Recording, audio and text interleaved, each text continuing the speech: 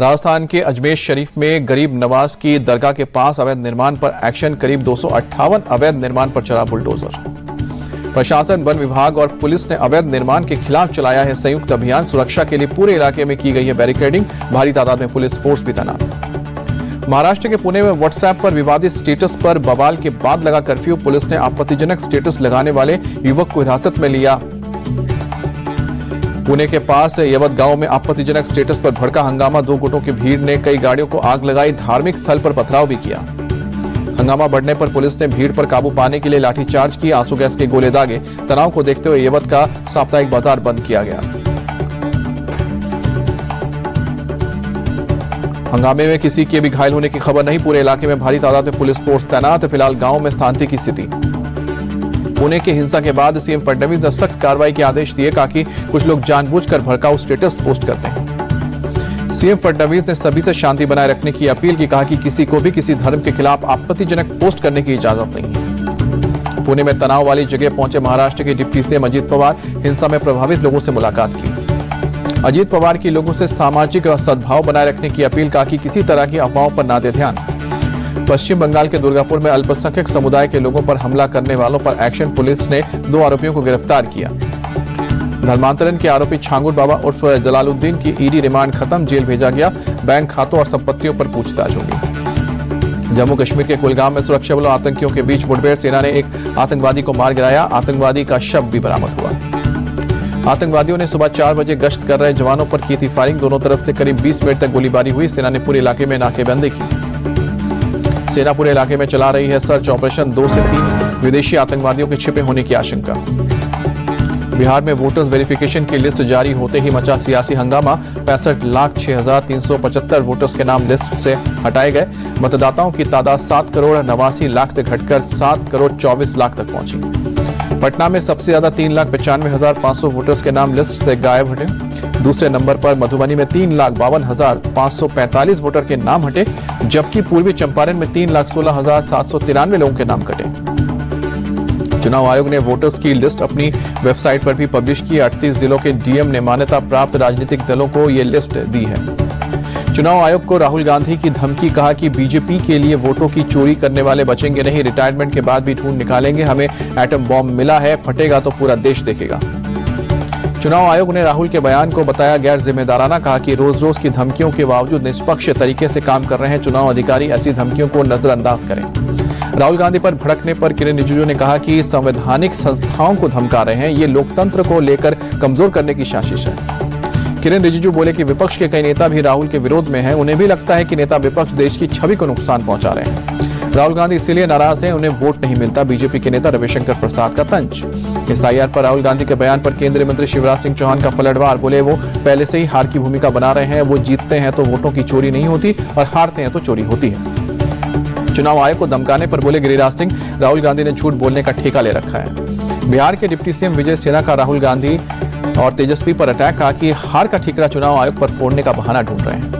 SIR को लेकर राहुल गांधी के बयान पर सांसद पप्पू यादव बोले एसआईआर के खिलाफ हमारा विरोध जारी रहेगा। इस मामले पर ऐसे नहीं छोड़ेंगे। एसआईआर के मुद्दे पर कांग्रेस नेता प्रमोद तिवारी का बयान। बोले कि आयोग ने मतदाता सूची से ज्यादातर पिछड़ों के नाम हटाए हैं। बीजेपी के इशारे पर काम। आरजेडी के सांसद मनोज झा ने एसआईआर को बताया नोटबंदी का दूसरा नाम। कहा कि देश और खासकर बिहार के लिए इस समय सबसे गंभीर मुद्दा। अमेरिकी राष्ट्रपति ट्रंप के दावों पर सूत्रों के हवाले से खबर। रूस से तेल खरीदना जारी रखेगा भारत। रूस से तेल का आयात नहीं रोकेगा।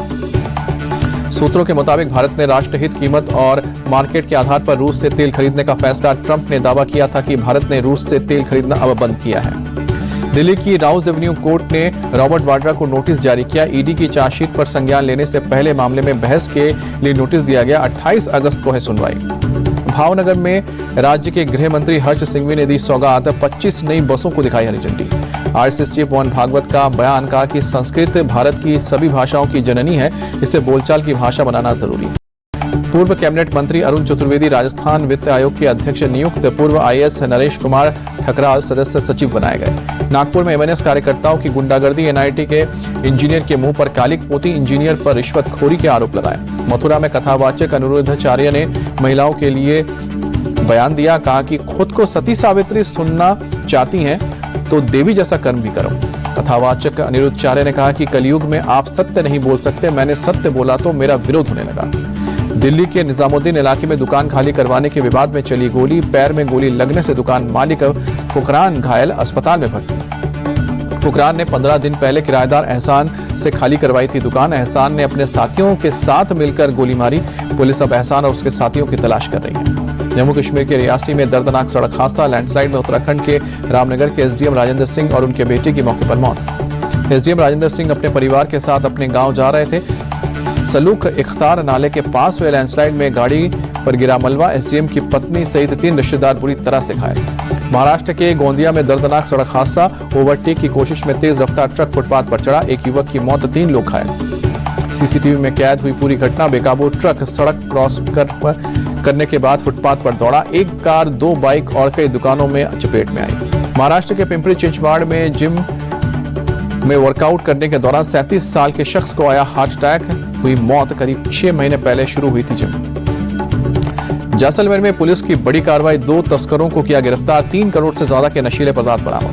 पुलिस ने सूचना के आधार पर की कार्रवाई। पूछताछ में आरोपियों ने फलौदी से नशीले पदार्थों को लाना बताया। फिलहाल आगे की जांच जारी।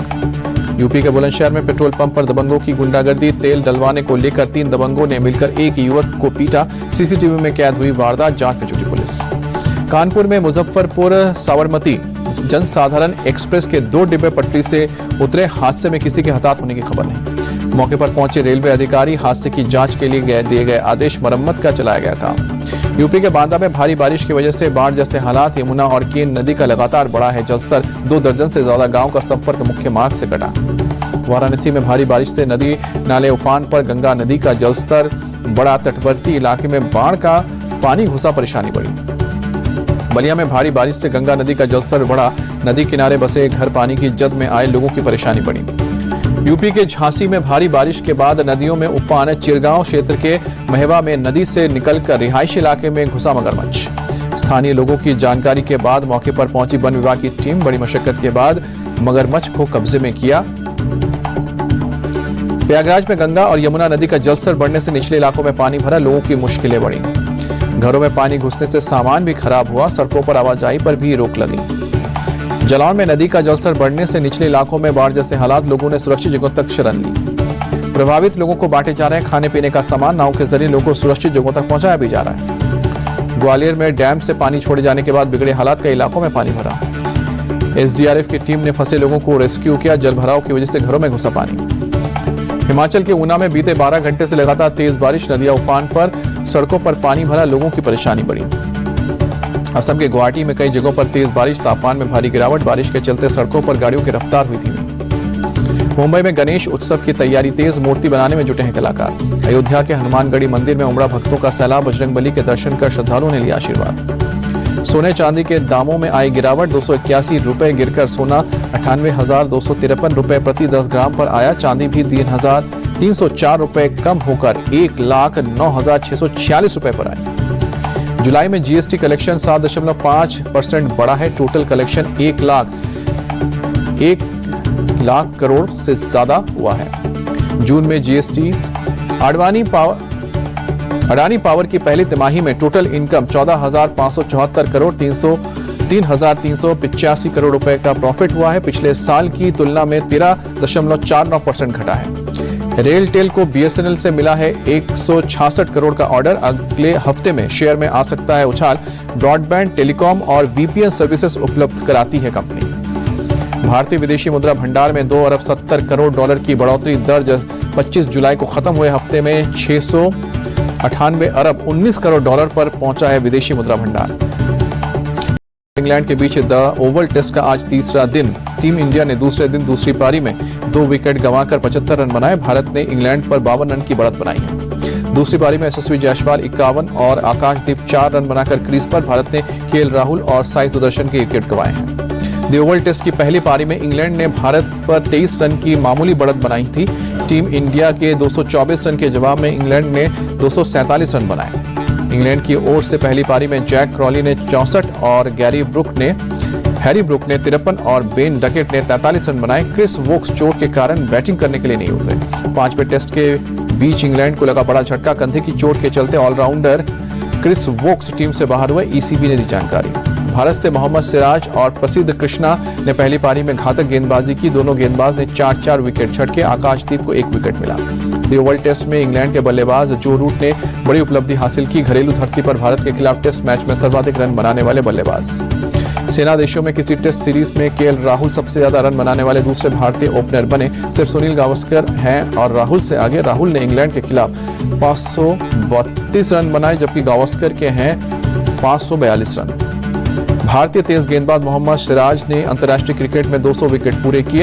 इंग्लैंड के खिलाफ टेस्ट सीरीज में सबसे ज्यादा विकेट झटके। भारत और इंग्लैंड के बीच जारी 5वें और अंतिम टेस्ट मैच के दूसरे दिन भी बारिश ने खलल डाला। टी ब्रेक के बाद मैच को कुछ वक्त के लिए रोकना पड़ा। पहले टेस्ट में न्यूजीलैंड ने जिम्बाब्वे को 9 विकेट से हराकर 2 मैचों की टेस्ट सीरीज में 1-0 की बढ़त बनाई। मैट हेनरी रहे जीत के हीरो। मुकाबले में कुल 9 विकेट चलाए। पाकिस्तान क्रिकेट बोर्ड का बड़ा फैसला। पीसीबी ने निजी क्रिकेट लीग में पाकिस्तान के नाम के इस्तेमाल पर रोक लगाई। अर्जेंटीना के दिग्गज फुटबॉलर लियोनेल मेसी इस साल दिसंबर में भारत आएंगे। मुंबई के वानखेड़े स्टेडियम में भारतीय क्रिकेटर्स से खेलेंगे cricket match. MS Dhoni, Rohit Sharma और विराट कोहली से हो सकती है टक्कर।